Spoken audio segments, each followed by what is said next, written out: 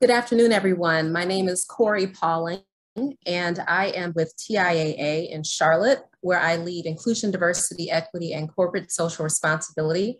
Been with the company now for amazingly almost 16 years, having started in the employment law space, and now having the pleasure and honor of working with a great team that moves us forward for our organization at a global level, and with whom we've had the pleasure also of partnering with a number of corporate representatives who are part of this initiative today, for whom we say thanks for the continued partnership.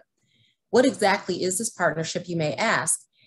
We embarked upon our corporate community roundtable effort in the summer of 2020 in response to the racial justice movement. It was a call to action that required more than corporate statements, but actual commitments to ongoing action, sustainable commitments that could be made, investments in the community.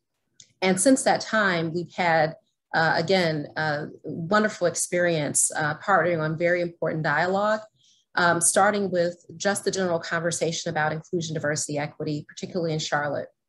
We started off the year then 2021 with a CEO roundtable featuring some of Charlotte's most prominent CEOs talking about their company's commitments and the path forward. And then now we find ourselves already in October of 2021, where today we're going to be talking about discriminatory lending practices with the purpose of educating our community on equitable and innovative lending initiatives. We want to inspire others to really start to think about this and the impact that it can bring toward generational wealth. Before I turn it over to esteemed guest, Dr. Brandon Winford, who is a prominent historian, author, lecturer on the connection between the Black community and capitalism at the University of Tennessee. Just want to put in context just a bit of perspective that just happened recently. And that is just this weekend, I was talking to a beloved family member about the discovery that after 30 years of living in her home, she still had probably another 25 years of mortgage payments. Based on naivete or inexperience with lending practices. And as I personally work through this and try to navigate something that I feel responsible for, because I feel like I know better, I want to say that for many of us, some of the things that we will be talking about today are indeed historic, but there are also things that we're continuing to try to manage and work through, persevere. So this is a real conversation. It has historical context, but it's really important for us as we think about the path forward and how we can empower future generations, including our own children, our own family members. So with that, I want to turn it over to Dr. Brandon Winford with our thanks for joining us today. We look forward to his very enlightening remarks before we are joined by very esteemed panelists from who are corporate representatives in the Charlotte community who will further enlighten. So with that, I say thank you and turn it over to Dr. Winford.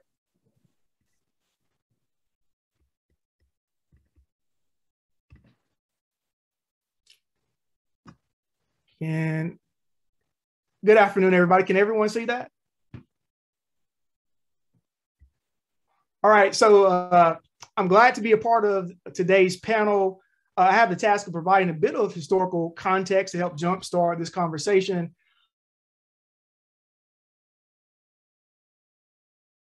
And then I've also included exploring this topic a bit further.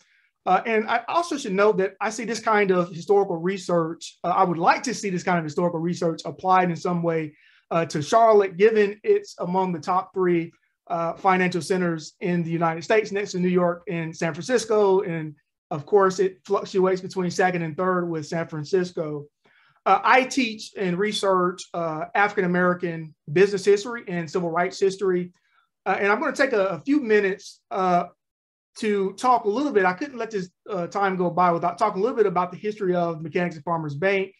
I published a book in 2020 called John Hervey Wheeler, Black Banking and the Economic Struggle for Civil Rights.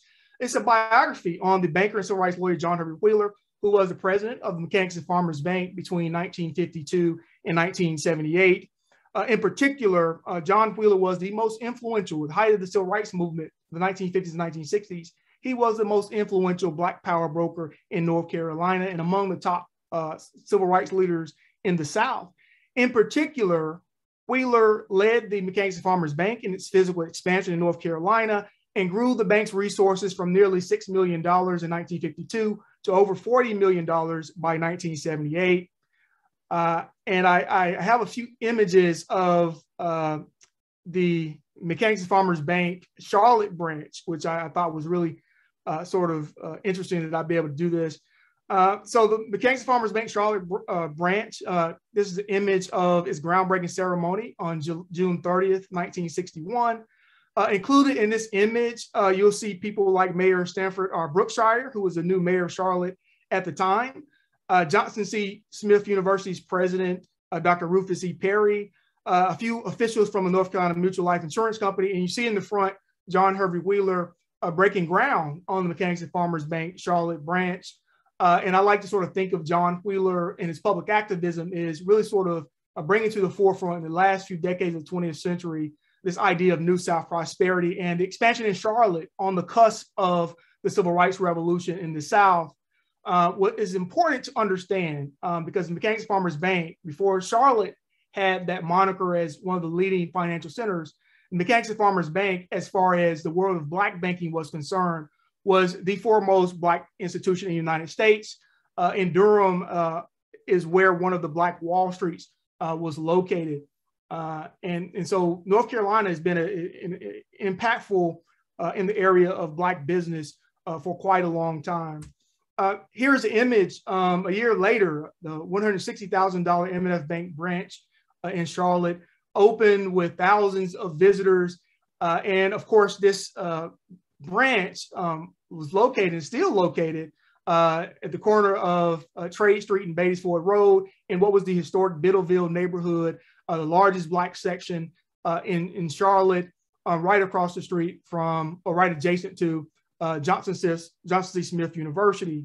Again, this is an example of the Mechanics Farmers Bank really sort of expanding into the largest city in North Carolina and really sort of staking its claim in terms of it growing. We think of sort of the coming of the civil rights movement. The bank is really interested in growing its resources from that standpoint. And this is just one of my favorite pictures. This is a young African-American boy in a Mechanics Farmers Bank sponsored soapbox supercar.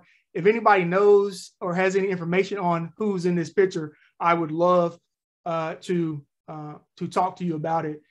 The Mechanics Farmers Bank in North Carolina was the first bank in North Carolina to be granted permission to begin authorizing federal housing administration loans. That was very important to the bank's leadership during the mid-20th century.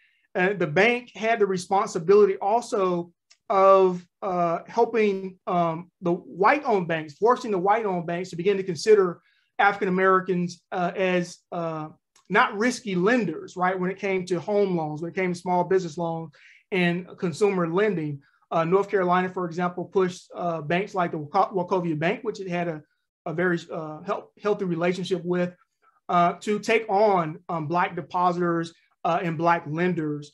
In terms of my research, I'm currently working on a book on called Our Good Fortune, a history of Black banking in the American South. This is really going to sort of provide a comprehensive history of Black banking. Now, when it comes to discriminatory lending practices in the United States, there are a number of things that we need to be thinking about when we're sort of thinking about this conversation. First and foremost, we need to have this conversation about public policy and the role of the federal government in developing various kinds of legislations that ultimately impact the economic lives of African Americans and other minorities in the United States. And so we're going to have this conversation about what to do in terms of ensuring that people have access to lending that's fair. We have to have a conversation about the role of the federal government in our contemporary moment and what is the responsibility in this contemporary moment. Historically, discriminatory lending practices and the federal government's role in lending dates back to the New Deal legislation during the 1930s under President Franklin Delano Roosevelt. What emerged out of these emergency powers during the 1930s is you had specific legislation that addressed the banking emergencies in the United States, housing in the United States. And one of the first acts that Roosevelt passed was the Housing Act of 1934, which brought about the Federal Housing Administration. And in this conversation, right, when we're talking about lending practices, one of the areas that is really important and one of the areas most impactful for a lot of people is in the area of housing. And the role of the federal government in discriminatory lending came about by and large through the Federal Housing Administration, right? Here's where we had this conversation about race in housing. When it comes to housing in particular, the federal government reinforced and literally wrote the handbook for how cities and towns across the United States would handle these Federal Housing Administration loans and how they would handle granting loans or lending to African Americans in the area of housing. Here is an image of the Federal Housing Administration's handbook when it comes to redlining. And this is Charlotte. I really can't go through the details of what's on this map, but anybody know anything about redlining? Those areas that you see here in red were designated the highest risks. In the left-hand corner, that red area is the Biddleville section of Charlotte, North Carolina, which was considered to be a high risk. Redlining was this process by which everyone involved in the buying and selling of homes adhered to or agreed to a policy. I'm sorry, what was that?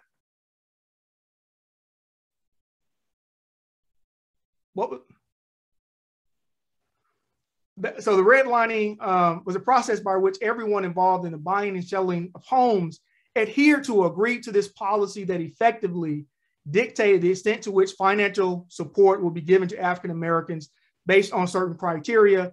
That criteria restricted mortgage credit and insurance for properties in neighborhoods defined as being high risk. Again, reinforced by the federal government agencies such as the Federal Housing Administration. In 1944, the federal government passed the Servicemen's Readjustment Act of 1944, otherwise known as the GI Bill. And the GI Bill was supposed to be for returning veterans. It was supposed to open up financial support in the area of education, employment, loans for homes in particular. One historian said that the GI Bill democratized higher education. Before World War II, the majority of Americans couldn't afford to go to college. And so it's important for us to understand the role of federal government public policy and the ways in which federal government legislation in the area of housing, in the area of banking, really gave Americans a hand up. And it's important for us to sort of go back to those, that kind of support mechanism. Important in this conversation is the role of race in housing. It's important to understand that this legislation was reinforced, undergirded, but with race as an important feature when we think of sort of these legislation.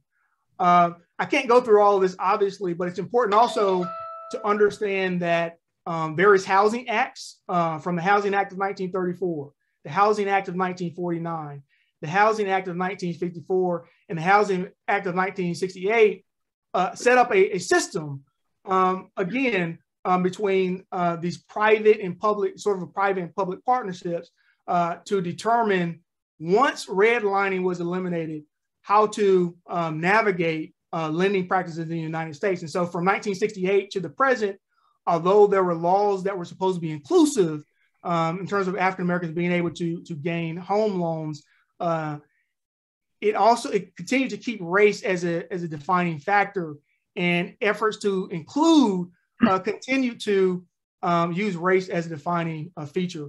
I think I'm out of time, but I'll be happy to, again, share some of these resources in terms of some of these main titles as we begin to sort of have this conversation about discriminatory lending practice in the United States. Thank you. Hey, thank you, Professor. There's a lot of meat and a lot of wisdom dropped in that presentation. Most importantly, I think he said he wants you to apply it. So knowledge is only power if you apply the knowledge. And so we appreciate, and I think bringing us proximate to Charlotte in particular through celebrating Mechanics and Farmers Bank. Thank you again, Professor. My name is Michael Duvall. I am your moderator today. I am here, several roles in my life, but I am here today as the chairman of My Brother's Keeper. We are the first 501c3 My Brother's Keeper of the Obama Foundation in the nation, and I'm glad to be here with you. Let me introduce to you some of our panel members. First, Grace Bailey, otherwise known as Griselda. But she said we're going to call her Grace to make it simple. Grace is the president and CEO of the Latin American Chamber here in Charlotte, and let's just say I'm going to go with the strong but not long introductions. The most important is that if you look at our or have paid attention to our last census study, the Hispanic Latino population is our fastest rising, and the economic mobility and the economic independence is something we ought to be really, really appreciative of. And Grace, thank you for being here this morning, this afternoon. Our next guest is Keith Cockrell, president of the Charlotte market of Bank of America. I know him of a lot of things, but let me just say I'm sure he would not mind this. The most proud moment he has is he is a father of the year, and he has got some incredible children. Many of you know most recently Anna, who has been in the Olympics, but Ross, who I saw Monday night, they love that, that last Tampa Bay game Sunday night. Some of you know that was a big win, and he's got a beautiful daughter who's also gone to some graduate school. So he's got a lot of things, and he can tell you a little bit about himself, but I know him as Brother Keith, and Brother Keith is also on the My Brother's Keeper board. There are 12 of us on that board, and thank you, Keith, for joining us. Next is James Ferguson. Let me just say the emphasis is founding partner and president of Ferguson, Stein, Chambers, Gresham, and Sumner. And the most important thing is he's not only a founder, but we lift as we climb. This is anybody who has been in Charlotte for any length of time. If you don't know James Ferguson, you haven't been paying attention. But as a founding partner, and I think it's someone who we are all building upon, and building upon the legacy of many others. Brother Ferguson is one of those. So my last guest here today is James Sills. You heard about Mechanics and Farmers a little bit earlier. James joins us from Mechanic and Farmers, and let me just say, Mechanics and Farmers is the bank for MBK, Charlotte Mecklenburg. So where would we go first? We went to James, and so he is the president and CEO of that bank, and will bring the perspective, not just a historical perspective, but the current state perspective. So panelists, I'm going to jump right in because we've got 20 some odd minutes, and I just want to kind of get to the question. So here's the first question, Keith and Grace, if you will maybe jump in here, and then any others as we go in. UNC Charlotte recently conducted a study in partnership with Bank of America. Can you share any key takeaways that stand out to you and any impact on the less represented communities, any actions that you can share? Well, let me begin, Michael. Thank you for the invite here, and it's always great to work with you. A couple of things that I just mentioned. First of all, we're proud of the fact that we sponsored this research with UNC Charlotte, specifically focused on minority-owned small businesses. We want to hear directly from them, as well as do the historical research on needs as well as impediments for these businesses growing.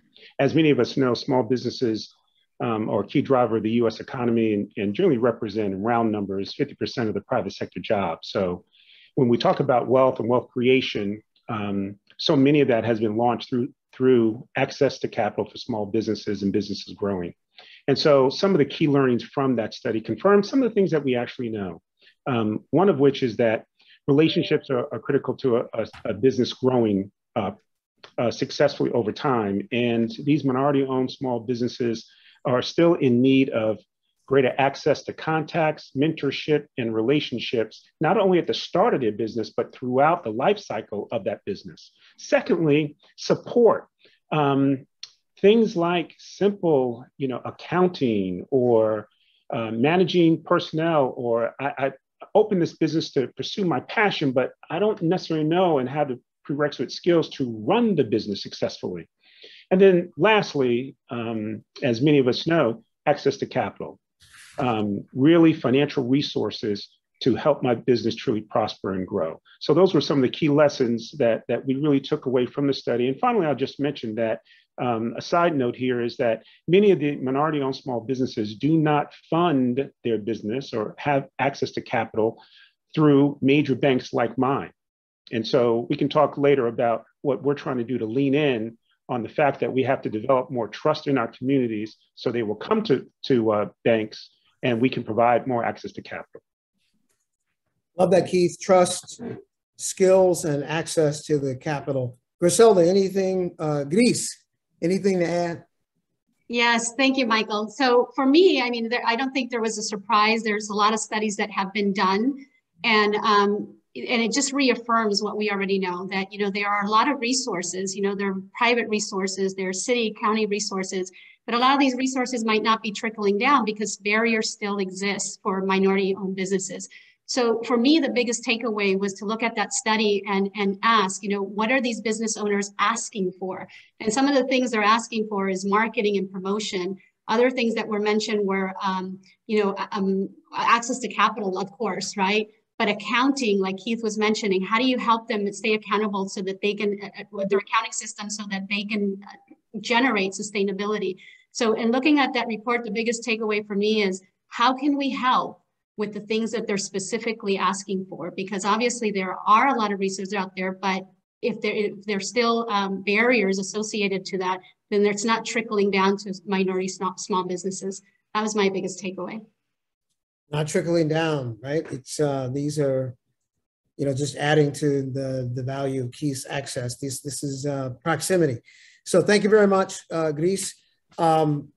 James, I'm going to jump in and ask you a second question. So this is for the two of you. The previously referenced study showed that only 14% of minority-owned businesses had access to the bank loan at startup. What do you believe to be the most significant reasons why that percentage is so low today? I'll take a stab at that. Good afternoon, everyone. Keith kind of stole a little bit of my thunder. I just want to reemphasize a few of the points that he made. Number one, a number of minority firms are still intimidated to actually contact a financial institution. There's still an intimidation factor. Many firms do not have or do not know how to develop a relationship with a commercial bank. And it's a process. And I'll just give you a specific example. When you have a startup, you don't really want to be a number at that particular financial institution. You really want to develop a relationship with that business banker that's at that respective large-scale bank or even a community bank like our bank. And you want to develop a relationship with that person over time. And so you're not rushing in there to just borrow immediately when you have a need, that they're familiar with your business. Third, I think it's important to have a clear business plan. It doesn't have to be a 40-page document. It just has to say, hey, this is what I'm trying to do. Here's some of the target markets I'm going after and target customers. And then fourth, something that I see a lot, because we're in the lending business, just like Keith, many of the startup borrowers just do not have well put together financials. And so we struggle to kind of help them pull together their financials to make sense of what it is that they're doing and how much profitability they're actually generating. And so this can be overcome, but I just think it takes a little bit more hand-holding and that individual or that small business person just kind of presenting themselves in their best foot forward to obtain access to capital. Okay. Thank you, James. James Ferguson. Well, I'm going to come at it from a slightly different perspective. I mean, I agree with everything that's been said by all of these excellent speakers. But I think one thing we have to come to grips with is the one thing we have not come to grips with. And that is what W.E.B. Du Bois called the reputational wounds of slavery and the slave trade. And what he meant by that was simply that during slavery, during Reconstruction, and going forward from there, it was not just slavery, it was the reasons that were put forth by the slaveholders for slavery. That reason was that white people were superior, Black people were inferior.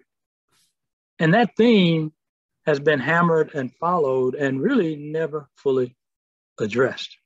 For that reason, almost every effort that we have made to bring about racial equality has failed. Reconstruction failed. And it failed because of the fierce resistance to it. It failed because of the reputational wounds that were inflicted before that time, during that time, and after that time. So to make a long story short, we continue, African Americans continue to be adversely affected by the reputational wounds that were inflicted against them centuries ago. And I know people say, oh, well, that's old thinking, and that's the way people thought at one time. It is old thinking, but it's also new thinking because it never changed. We tried lawsuits, and we succeeded in a lawsuit here and there. We thought that that would change everything. We tried laws, we tried seminars, we tried everything, and it still has not changed that core issue. So somehow we have got to address the fundamental issue that we are still suffering and experiencing the racial wounds that were so horrendous and so heavily inflicted that they don't go away quickly and they don't go away easily. And there is still a need to bring that issue to the forefront to address it so that people will know what it is that they're addressing and not just wonder, why is it that this whole issue of racism and racial discrimination is so persistent and so recalcitrant? Well, one reason is that it's never been fully addressed, and nobody wants to address it. Even now, with all the racial issues that have come again to the top, to the fore, that issue still has not been addressed, and people have difficulty addressing it. Somehow, it's a taboo topic at a certain level. So until we can deal with that, I think we're still going to have the problem of the wealth gap, the racial gap, and all the gaps that engulf us in our daily lives and in trying to correct the wrongs of the past.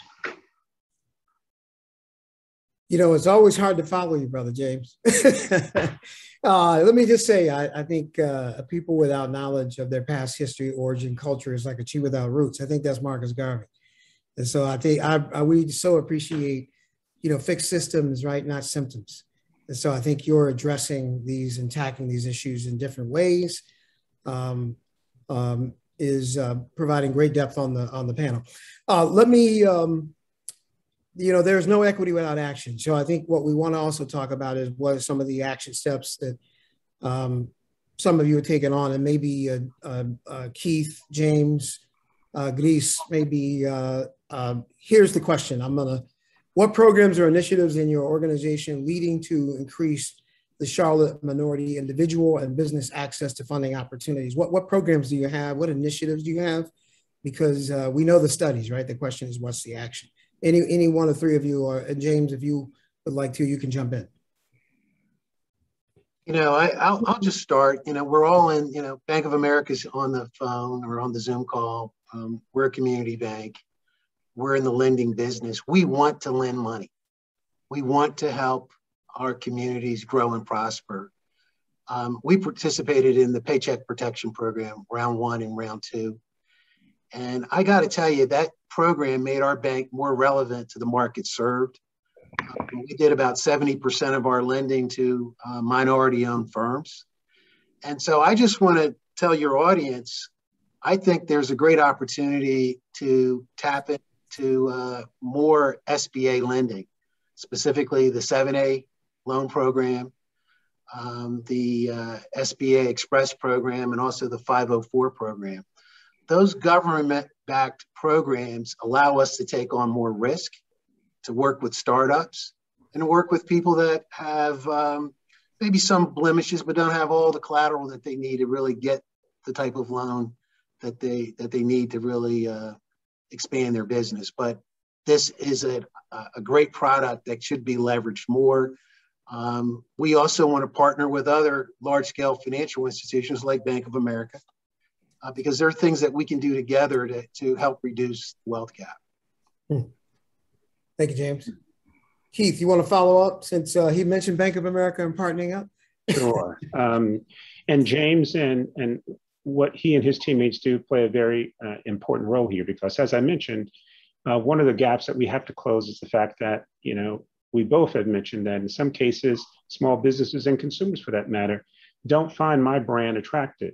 And James and his team is actively engaged in the community. So we share in this objective that we want to create more wealth for consumers and business owners alike. And so specifically, a couple of things that I would mention very quickly. Bank of America, we announced a $1.25 billion 5-year initiative to create greater economic prosperity and eliminate this racial gap that we have. And it's spread across several different platforms, but let me just talk to two. One would be homeownership. We know that as our local historian shared with us here today, wealth gap was created because we weren't able to enjoy the appreciation of homeownership and the long generational impact that that's had. And so providing access to down payment assistance programs at Bank of America, you can receive up to $17,500 in assistance for down payment. That is a grant, does not need to be repaid. I think it's the richest in the financial services industry at this point in time. Locally here in Charlotte, as an example, we've provided $193 million in low down payment loans and over $8 million in down payment and closing cost grants at this point in time. On the small business side and the creation of wealth there, one specific example that I would give is we have provided direct capital, equity capital to funds that specialize in providing lending or investments to minority-owned businesses. To date, it's over 100 funds providing over 300 million. And very quickly, this we believe really creates broader reach and depth. So these are funds that we provide to fund managers, theoretically, if they're making good decisions, creating wealth and expansion for those funds, who in turn are funding specifically minority-owned businesses, who, again, in turn create growth for the business and hopefully wealth for the business owners. And then finally, they're employing employees that hopefully through their employment are going to create wealth. So we're trying to expand the reach and really enable small businesses and employees of small business to really enjoy not only the homeownership side, but also on the business growth side. And we're going to continue to lean in with small business to really understand what these minority-owned businesses need and what we can provide in additional consulting. Excellent, excellent. Access keeps coming up. Grace. Yes. So I want to say that, in the last census, it shows that 80% of net new businesses were launched by Latinos. So we are grateful to Bank of America, as well as talking about, supporting small business. We are one of those recipients where they're pouring funds directly into the community. So what our community is saying to us is, yes, we need marketing. Yes, we need promotion. Yes, we need, accounting systems, but we don't know how to do it. And then you point them to all these resources, they're out there, and it still goes over their head. And we do webinars that the SBA comes in and does a SBA 7A, and it still goes over their head. So those resources need to be in the community, number one, where there's trust, because they're coming to us with the trust factor, and two, where we know where the real need is. So We're going to be using those funds to launch something we call an e-commerce platform, where we're going to be deliberately pouring marketing dollars into these small businesses and helping them promote their services and products online. So they're creating a revenue stream directly that goes to these small businesses. So I think, innovation partnerships like this are necessary. And I think that this is the way that we need to move forward, to pour resources and funds directly into the communities that need them. Thank you. Thank you. And I'm sure for our listeners, you also help do some interpretation in the language that folks need, which is really important, right? We also have to speak to people as we try to create that trust. I'm going to remind people as we move, we've got a few more minutes, but those of you who have questions, put those questions in the chat, not in the question and answer, so that we can all see them. Here's a question that I really want to try to draw out before we leave, because I think the shared experiences are really important. So I'm going to jump to a question that you have, and I would open it up. Maybe James, if you start out, James Ferguson. Do you have any personal experiences that have opened up your eyes to the collective experience we are highlighting today? What has shaped your advocacy? So I think this personal experience is what we're looking for when we think about equity, when we think about housing. What in your personal experiences has shaped why you were doing what you're doing today?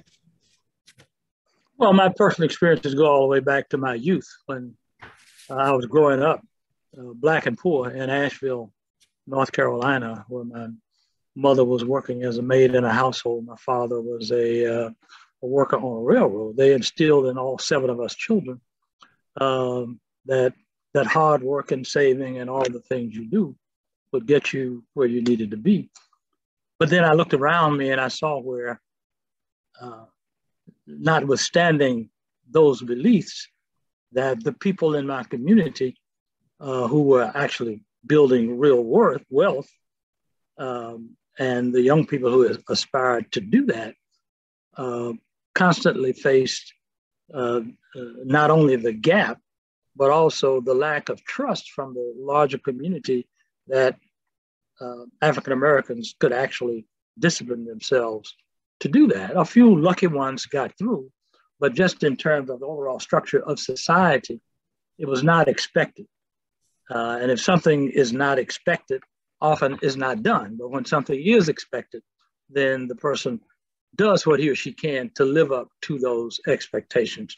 Now, things have begun to change, and slowly and gradually, we're seeing a difference. But if we continue at the rate we're going, then it'll be another few centuries before we ever get there. So if we're going to speed it up, then I think what has to happen is that the majority of the community has to take the opportunity to the smaller community, the African American community, and say, we mean what we say, and I'm going to demonstrate to you that we do. We've got to have some innovation. We've got to move beyond funding Black businesses to serve Black people only.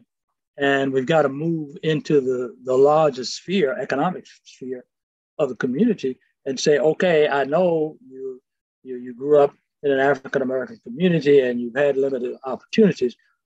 So let's dream a little bit. Let's try some things we haven't tried before. Let's try some African Americans in businesses that they haven't been in before. We're going to be there. We got your back. We're going to support you.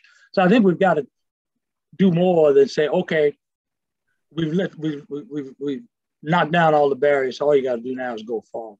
That's like saying you're finally free now that the race is halfway over, to try to catch up with those who already halfway there. So it has to be done in a way that takes into account all of the history, all of the dynamic that play a role. And still we go back to the reputational wounds that we have to yet overcome. Yeah, thank you, Brother Ferguson. Grease, you want to jump in, and then maybe Keith, and then James Sills. I'm going to let you.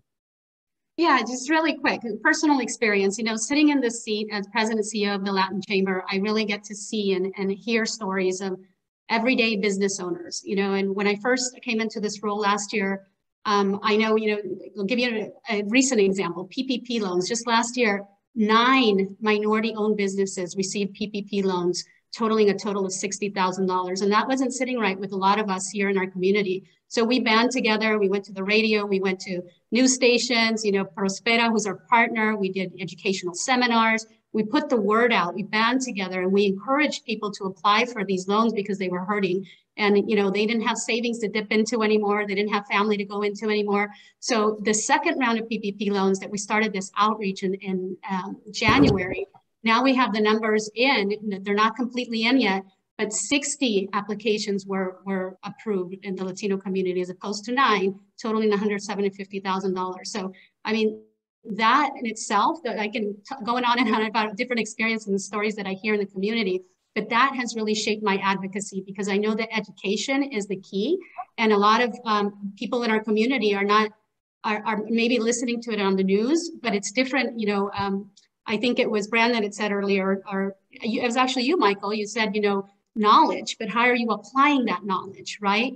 So I think right now where we are is awareness. And I don't think the knowledge has really spilled over. And then the next stage would be the application of that knowledge. So that I'm a true advocate for this community, and, you know, and I love what the African-American community is doing, and we want to follow suit. We want to, you know, we want to do the same thing that you're doing. Thank you. Thank you, Grace. Keith with an I. I-E, not E-I, people. I-E. Go ahead, Keith. The only thing that I would add, Michael, is, you know, I think it's important for us to continue to listen, not only to Greece and other community leaders and champions, quite frankly, but also to minorities, small business owners directly. So one of the things that we've tried to do is expand our listening channels, and that includes councils with Black, African-American small business owners, as well as Hispanic Latino small business owners. And in all spectrums of the business, everything from startup to mature businesses that are perhaps transitioning.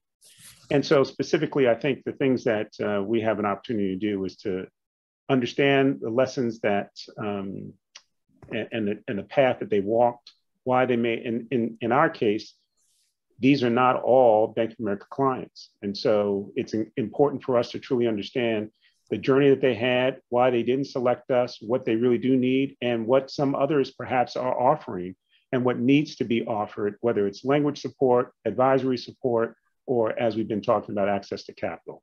But it's just not access to capital. We recognize that it's going to require, you know, a public-private partnership as well. There are many programs that are available here in Charlotte at the federal level, as James has mentioned. And as Greece is stating, it's up to us that are in the business to continue this effort to further educate. Thank you, Keith. James, round us up. I'll just round it out. You know, I've been a community banker for a number of years, and I've never been prouder to be a banker, just especially over the last 20 months. In terms of all the social unrest, the pandemic, we have really helped the communities served in North Carolina, in the markets where we're located. And just to piggyback on what Keith just mentioned, there are a number of programs from a lot of different entities. And so I know we're talking about financial institutions, but there are CDCs, there are CDFIs, there are banks like us, you know, minority depository institutions, and individuals and small business owners need to take advantage of those programs. Financial institutions want to lend money. They want to help reduce the wealth gap. And I think it's incumbent on all of us to get the word out for people to take advantage of these programs. Those programs are out there. Thank you, James. So I've got an open question here, maybe building on that. Are there any joint programs or organizations targeting all minorities together? All minorities together? Any programs? You know, I'll highlight one, and I hope Keith can help me with this one, but Bank of America has a Black Business Initiative where they're trying to find small and medium-sized businesses that are African-American owned or owned by people of color to lend money to those businesses to help them grow and expand. And so that's just an example of a program that's down in Charlotte. And we're involved with that program with some of the executives of Bank of America, but that's just one example. Okay, Keith, you want to follow up? Yeah. Yeah, thank you, James. And in fact, given the early success that we're having with that council, that program, we've now expanded to 17 cities. Oh, that's awesome. Outside of Charlotte. And as Greece has mentioned, we've now expanded that to Hispanic Latino small business owners and launched that this week. And we will do a fast follow on Asian Americans, small business owners as well. And so what we're trying to do is keep these cohorts together, continue to learn from them, and we're hopeful that they'll continue to learn from each other and support each other. And then with the businesses that we have had long relationships with that have grown into these multi-million-dollar companies, that we can continue to make these connections so they can serve as mentors as well for these minority-owned businesses. So more to come, much more to do. But as James mentioned, we're in the business to provide loans. And we want to do it. We just have to close this educational gap so people can truly participate fully. Yeah. Excellent. Yeah, this is, so I think broadly to the community here, you're listening, one of the things that I think is a stream is these four are examples, right? They're examples for their families. They're examples for others. So you have to be the example, even if those folks are not in your family. I have two boys and I tell them all the time, people do one or two things when they get older. They either make or take taxes. And we want you creating wealth, right? So let's get to, we've got a couple more questions here. Everything I learned about finances from my father, oh, look at that, build on that, and a few allies along the way. That's exactly right. It's a village. What are each of you and your organizations doing to educate minorities on personal finance and business finance? So not just the business finance and the housing and equities, but what about the personal finance? Well, one of the things that,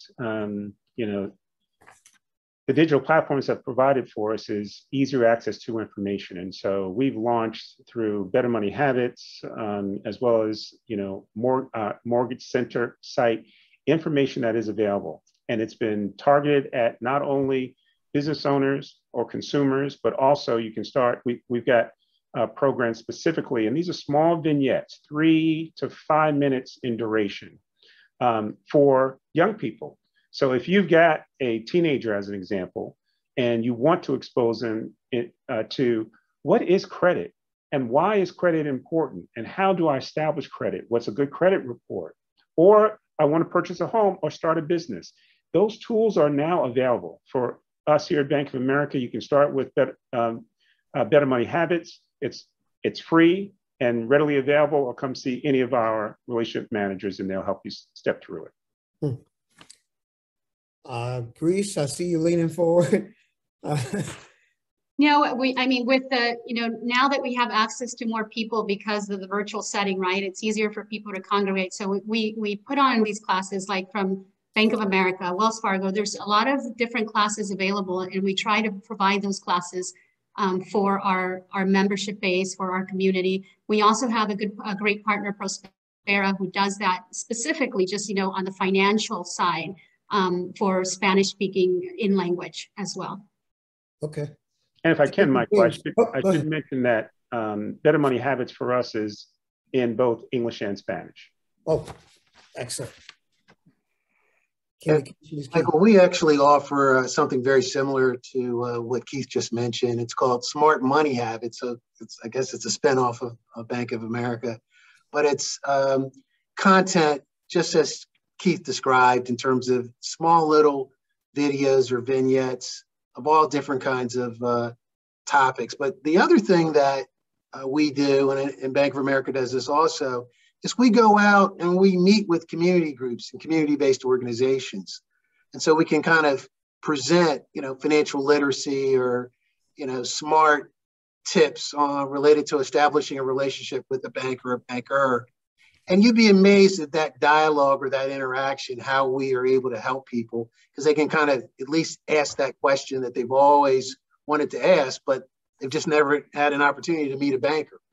And so that's something that I think we all need to continue to do with outreach and providing that as a service in terms of information. Okay. Thank you, James Sills. James Ferguson, I see you What, anything to add? Anything No, wise? I'm really learning. I'm glad to know about all of these programs that have been put in place more recently. Because I do think it's important to carry the message to the community. The community is not always going to come and ask, what do I do next, or what am I doing wrong?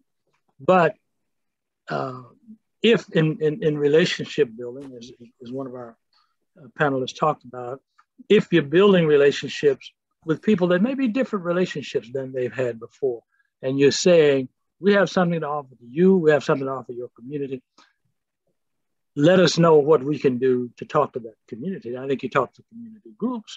I think you talk to the churches, the social organizations, the Greek organizations. Everybody who's in that community has a need for that information.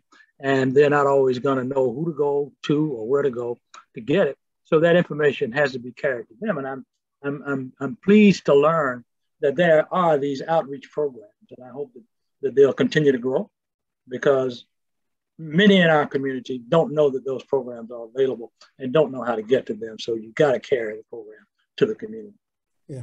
And Michael, if I could just add, you know, I love this panel because it represents, as I mentioned, I recognize that for us here at Bank of America, sure, I would love to have a relationship with everyone, but my brand may not resonate for whatever reason for some members of the communities that we're trying to serve. And that's why James plays a very special role. That's why Greece plays a very special role. Is the most important thing that I want folks to take away is that don't do what I did. You know, when I got my first job, I did what, you know, everyone in my neighborhood did. I got a check and I looked for a ride to the check cashing place. And for a year, I paid somebody to cash my check. Even though my parents had a banking relationship, we only did that to save. I didn't know anything about writing a check. I didn't know anything about credit because my parents had credit all over town, but it was handshake credit. It wasn't formal credit. So they couldn't teach me a FICO score and the value of establishing credit. Well, times have changed now. And so if there was anything that I could really employ our community to do is just don't trust non-trained professionals or individuals in your neighborhood. Come to financial people. And we recognize that trust is key when we're talking about money. So if you don't trust me, I hope you'll trust James. If you don't trust James, then I hope you'll go to Greece, who's in the community, working in the community, and will direct you to the right program or right entity to help educate you on how to not just establish good credit, but create wealth. Mm. So panelists, we've got, that's a good one to drop on there, Keith. Any 30 seconds, maybe strong and not long, any other advice that we didn't get to? I realize we never get to all the questions, right? There's always unfinished business, but I want to give you one last chance here before we flip to our one of our sponsors. I can say it just really quick. You know, one big lesson that I've learned this year is that we can't work in silos. We have to work as a community. We have to work together. And oftentimes, especially in the Latino community, we do things on our own. We do things on ourselves. We go borrow money from our family members. We dip into our savings, but we can't do it ourselves. That's why we have institutions that can help us. Like Keith was saying, you know, the resources out there building credit. There's a rhyme and a reason to all of that. So just, you know, having those resources in the community where, you know, there are people in the trenches, they understand what's going on in the community. Sometimes you're so far removed from that you can't even picture what's going on in the community. You have to go to the leaders in the community to help spread these resources. Because again, I've been in a place where I'm so far detached from the community that I can't even begin to understand what's going on. But when you're in it, you know, that's where you're going to find the answers. Excellent. James, James Sills, anything you got to wrap it up for us? Yeah, this has been a great panel today. I just want to thank the sponsors and you, Michael, for moderating. And I think we need to do this again. I think it's important, since we can use this tool, the Zoom tool, to get the word out and make people aware of, you know, a lot of these different programs. The one thing I do want to touch on is that because of technology, the lending business is changing very rapidly. And if people of color and African Americans, if they don't really understand those changes, we're going to be left further behind on the wealth gap. And so that's why I think it's imperative that we leverage this type of information and resources so we can kind of help people, you know, with their dreams in terms of launching a business or expanding a business or starting a business. That's right, the dream. Hey, James Ferguson, we got 30 seconds. Anything you have? We always leave it to the griot, right? Wrap it up. Fortunately, we've had such an excellent panel that they've wrapped things up all day long, and I think this is an excellent panel. But I just want to underscore what more than one of our panelists have said, and that is that programs like this, where we're carrying information to the community, where we're saying to the community, we're here to help you, we want to help you, where we're outreaching to the community and not waiting for the community to reach out to us.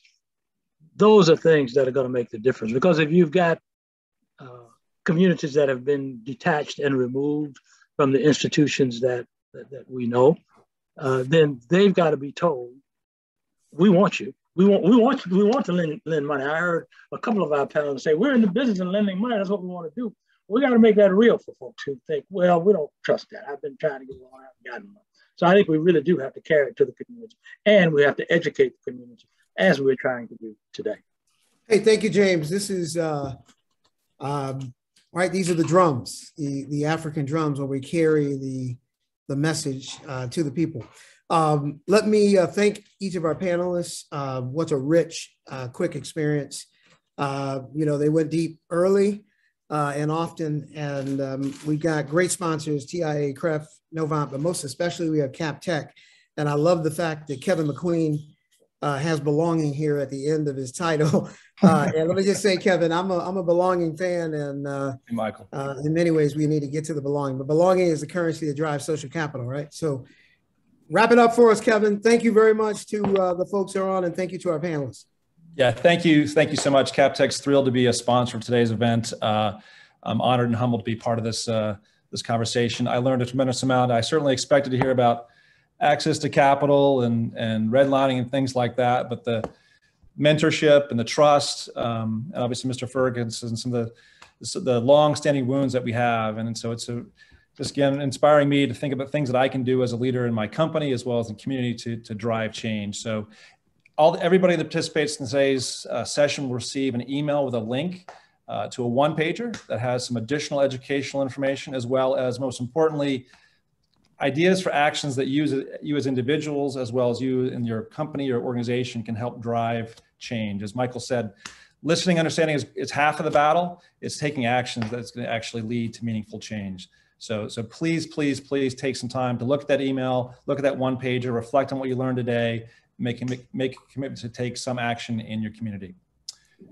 Lastly, before we adjourn, I'd like you to take 15 minutes. I think Audrey is going to pop up a poll and rate today's event. And certainly if you have additional ideas on things we can do, additional future content or discussions, please reach out to any of us on the team. We'd love to hear from you. So take 15 seconds, promise. And I actually need to do myself here. All right. No, I can't vote. You're a panelist. No, we're not going to be able to do that, Kevin. Yeah. Well, thank you very much, Kevin. Thank you again to the panelists. I live by this statement often. Whatever you're not changing, you are choosing. Make a good choice today. Get information. Share the information. Get collective. Thank you again. Thank you to the Alliance and to Alliance partners. Have a great rest of the week. Thank you. Have a great night. Thank you.